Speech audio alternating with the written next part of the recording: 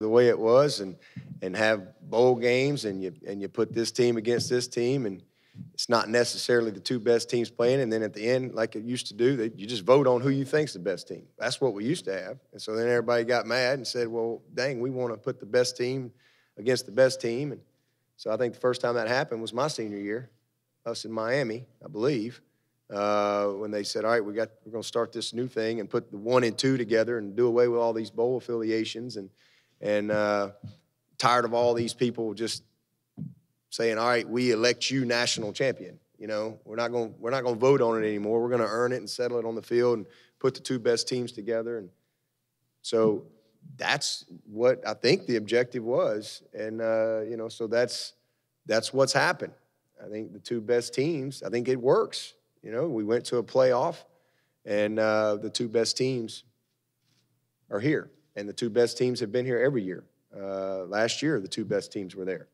And so I think that's what college football wanted, and also being able to have some great matchups in bowl games and things like that. I mean, I think it's great that there's, you know, whatever, 40 teams out there that can end their season with a win and have momentum going into the offseason and so forth. So if this isn't good for college football, the two best teams, then we just kind of go back to the way it used to be and create all the good matchups however you want them, and then you just kind of elect a captain, and you got one national champion in this poll and one national champion in this poll and one national champion in this poll. So we're going to take our last question from over to the left in the middle, third row. Farhan Lalji from TSN. This is for Coach Swinney, and you've recruited elite quarterbacks before, including 5-star guys. When did you know you had something different, something special in Trevor Lawrence?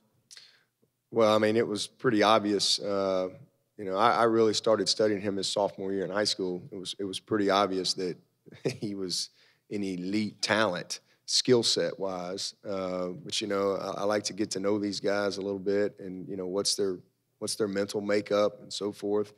And I think you can get somewhat of a feel for that, but I don't think you really ever know till you start coaching a guy, and you transition, and you know, so. That first spring when I mean, day one installation, you know, you kind of have an installation plan of how you're going to put in your systems offensively, defensively, and so forth. And I mean, he got day one like that. I mean, it just was like fish to a water. I mean, it's just natural. And his uniqueness from a mindset standpoint, his poise, his demeanor, his preparedness, and just it was amazing to me early. So, you know, because it's easy to see him go out there and throw the ball, and it's you're not going to ever see anybody throw the ball that looks better throwing the ball. I mean, it's a beautiful thing of art to watch this kid spin it. And he's 6'6". I mean, he's got all these physical measurables and attributes, but it's the stuff that's harder to measure. And soon that first spring, just meetings, how he transitioned, speed of the game, how he handled mistakes, how he handled the pressure from his teammates, how he handled competition. I mean, we had a bunch of quarterbacks there last spring, and I knew pretty early that this kid he's unique. We're going to transition into the photo op at this point. We're going to